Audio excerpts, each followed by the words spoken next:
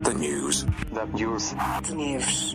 Behind the statist media lies. Hello, ladies and gentlemen. This is the Brock Lawley program. My name is Brock Lawley. I am your fearless host. Let's tackle the news headlines together, shall we?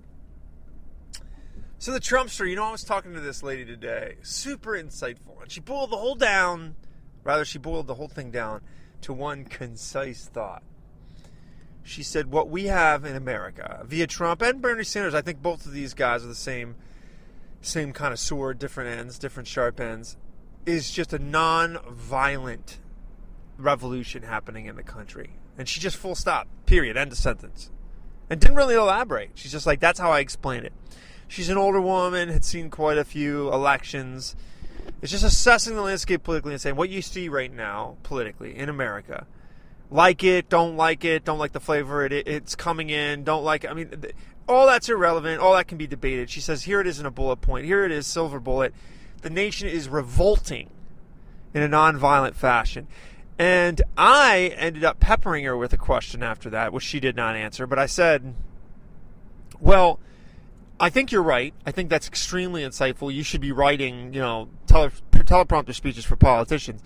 But more interestingly, I'm interested in, so if it's landing on deaf ears, which I feel it is, so this revolt, this American constituency, this body politic, this American people being frustrated, revolt, and it's happening in the form of very unconventional politics, very unconventional candidates, very unconventional, everything. I mean, nothing conventional is happening. If that's not heeded, if that advice, if that temperature is not taken, and it's not being taken, by the way, in my assessment, from the brass, if you will, the totem pole toppers. If it's not something that they respond to, if they continue to walk deaf and blind through this neighborhood that is frustrated and angry, and if the powerful stick their fingers in the ears and say, we don't want to hear it, or we don't like what we're hearing, or whatever the case may be, do you think it will quickly evolve into a violent revolution? And she wouldn't go that far. She was a very calm, collected, and classy lady. But the question lingers in my mind because it certainly seems like that would be the next step. So I think it's very, very clear that a constituency is clamoring that they're disgusted, that they do not like anything. It's not even specifics anymore. They just cannot stand the process. They cannot stand the corruption. They cannot stand what they see. And anything that they can do at the nonviolent level to show the powerful that this is not going to be okay to put Band-Aids on this. This is not going to be okay to spray Febreze on this problem. This is not going to be okay to just have your talking heads go out there and spin some narrative on the alphabet soup and just have the sheep follow. The Pied Piper's tune is falling short. It's not catchy like it used to be. So all the tricks that the powerful and the establishments, etc., want to do are not working. And the constituents just keeps on hitting the rejection button. You know what I mean?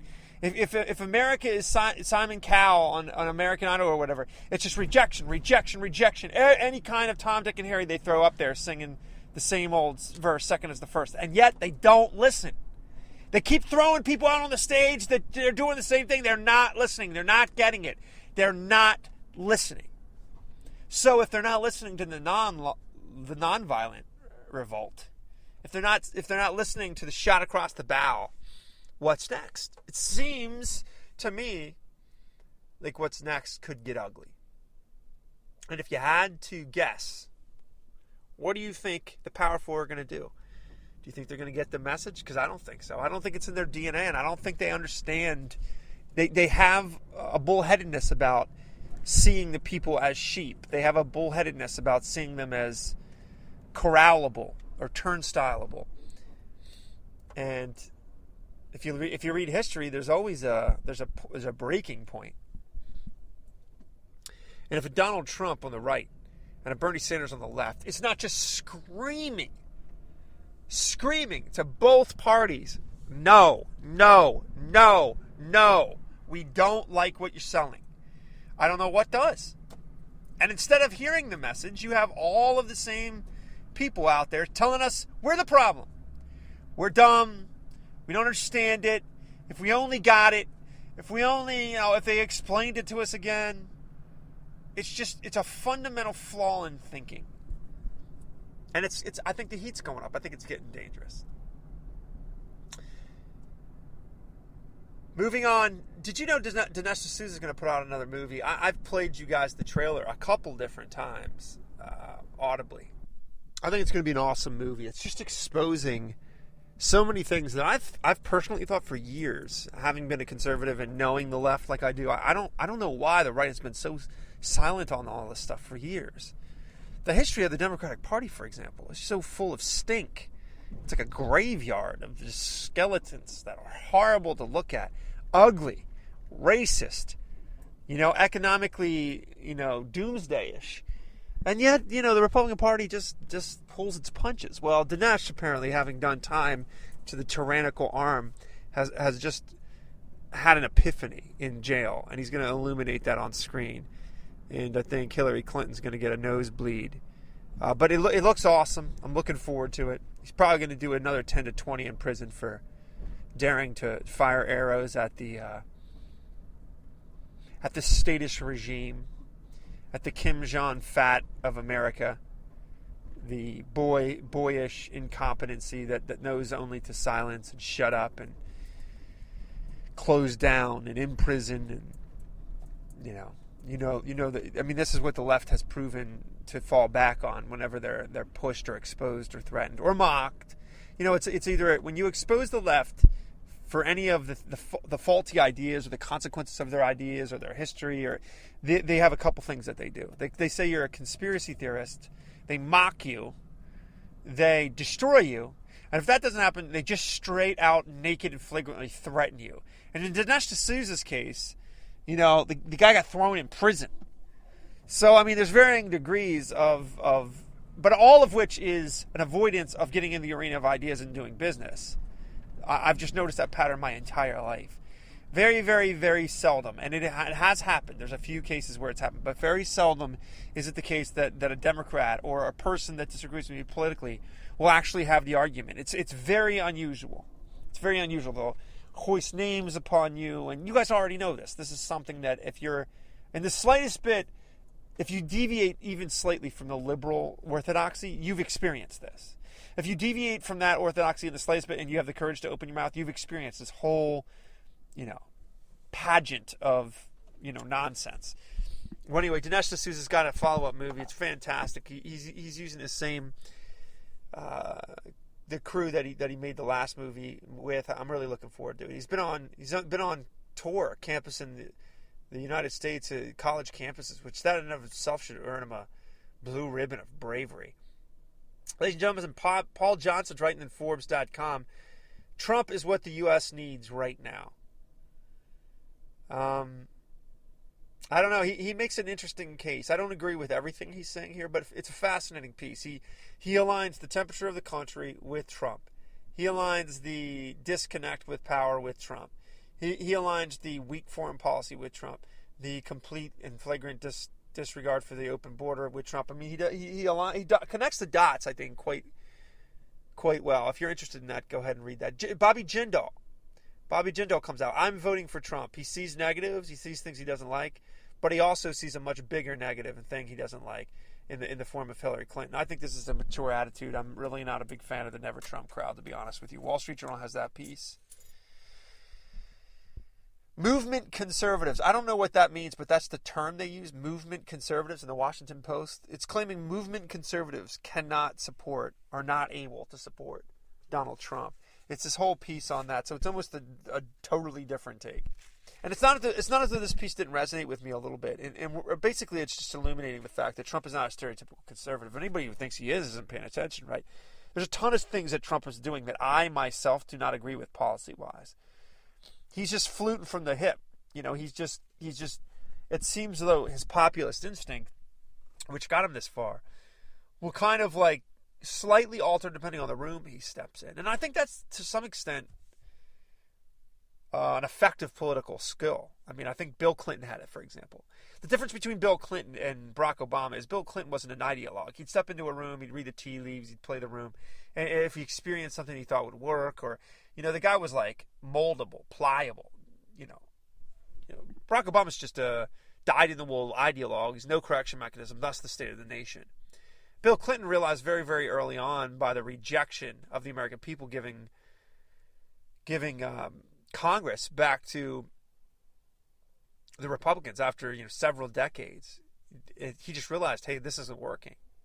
My politics that I'm selling are not working. They're not received well.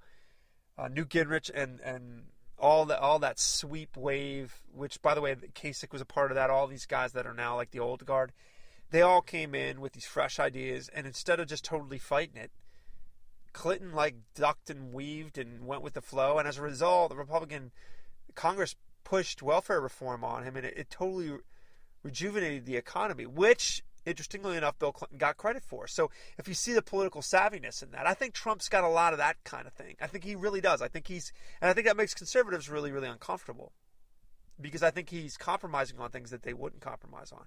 And I relate to this piece. So there's some good arguments in this. Washington Post has that piece.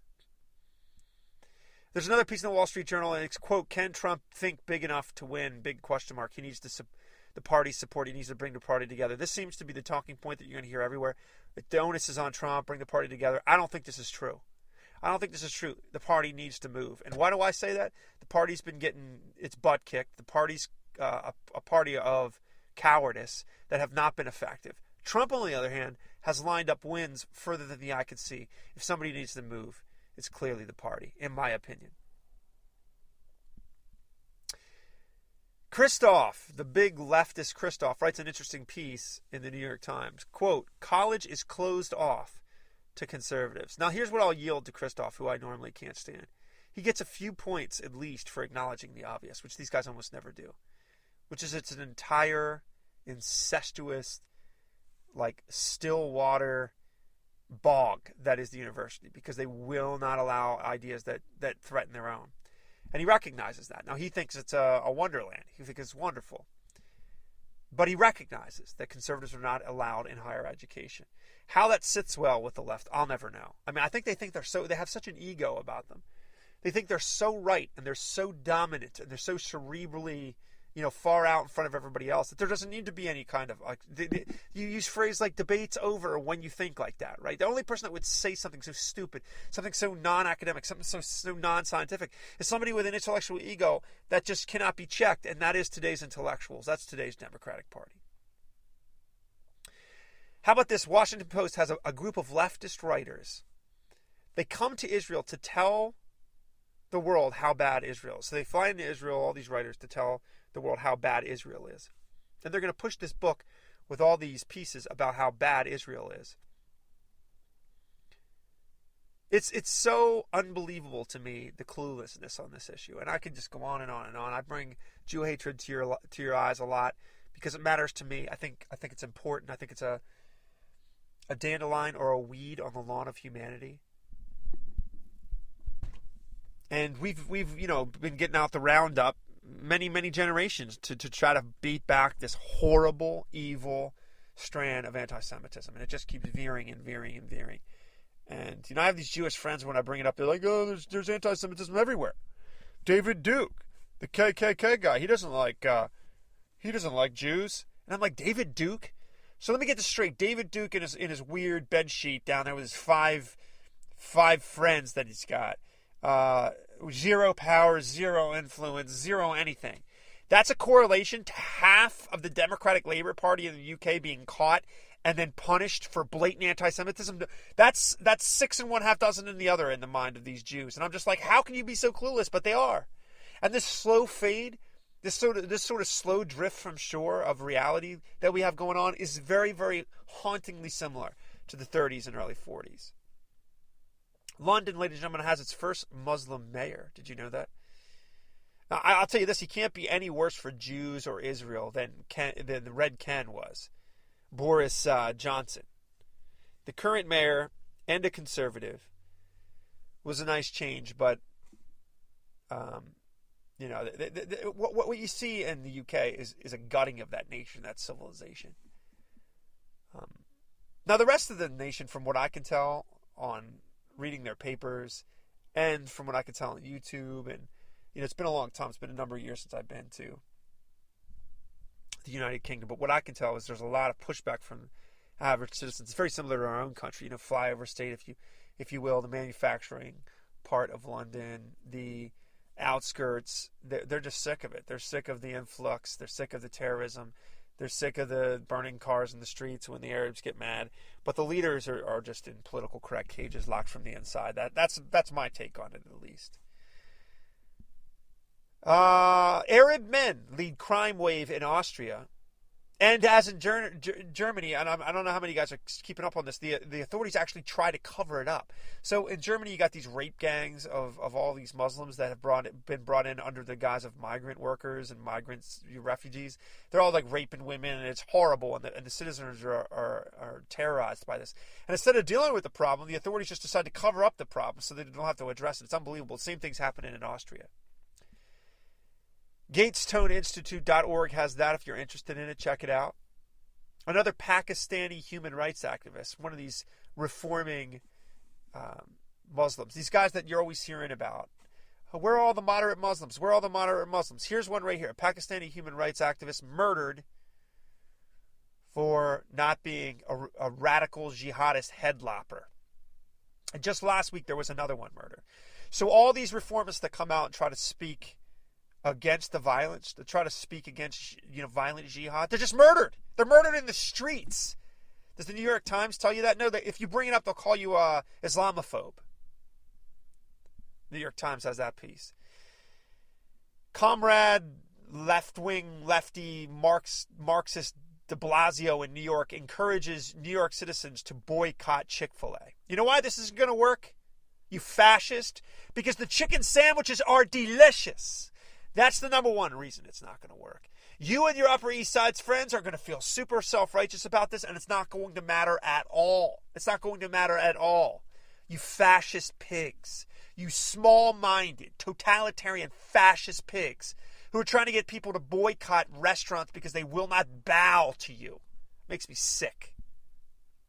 There's a piece in the New York Times how diet does not work, period. According to a new neuroscience. He's come to the conclusion that dieting doesn't work. It's fascinating. And many of you are going to like it. Harvard makes sure to come out against all male clubs. So any club that has any sort of male affiliation is banned. This is their new policy. And they're doing this as they're promoting only women's studies, only women clubs, women empowerment. It's just, I don't understand how they don't see the hypocrisy. How do you not see this is improper behavior? So let's say a bunch of guys get together, they play cards or they're row teams or whatever. A place for a haven of rest, a sanctuary for men. That's completely against the rules now at Harvard. But they can continue to pour university money into carving out all these little sanctuaries for safe spaces for women. I don't understand it. And lastly, ladies and gentlemen, there's this whole article in the New York Times about how pot isn't kosher, as in Jewish kosher, as in. Does anybody think this is going to stop marijuana, medical marijuana, or regular marijuana use? I don't know a single pothead that's not kosher. Put out the blunt. I don't want to get high anymore. I don't think that's going to happen. So there you go. Ladies and gentlemen, thank you for listening to the Brock Lawley program. Be a people of fortitude, character, and courage. I remember landing under sniper fire. There was supposed to be some kind of a greeting ceremony at the airport, but instead we just ran with our heads down to get into the vehicles to get to our base. No. Her arrival in Bosnia was not quite as dramatic as Clinton put it. Memory should always match the videotape. All my grandparents, came over here, and turns out only one was an immigrant, 3 were not. Very proud to state that I'm a full supporter of marriage equality. I do not support gay marriage. Not just a bond, but a sacred bond between a man and a woman. The server contains personal communications from my husband and me. The server. Only time I got on the internet, I did 2 emails. Otherwise, I didn't want to be one of them. The server will remain private. I have been a critic of NAFTA from the very beginning. frequent favorable comments about NAFTA, including this one in 1996. Oh, I think that everybody is in favor of free and fair trade, and I think that NAFTA is proving its worth. Participants in that event said, quote, her remarks were totally pro-NAFTA. So shame on you, Barack Obama.